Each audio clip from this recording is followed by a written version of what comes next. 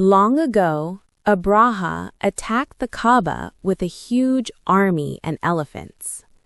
People were helpless, but Allah protected his house. Allah sent small birds carrying tiny stones. The powerful army was destroyed in moments. Moral: no power is greater than Allah's power. بسم الله الرحمن الرحيم. ألم تر كيف فعل ربك بأصحاب الفيل؟ ألم يجعل كيدهم في تضليل؟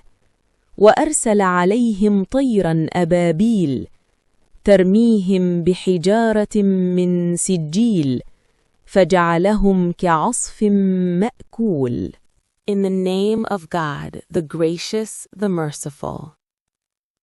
Have you not considered how your Lord dealt with the people of the elephant? Did he not make their plan go wrong?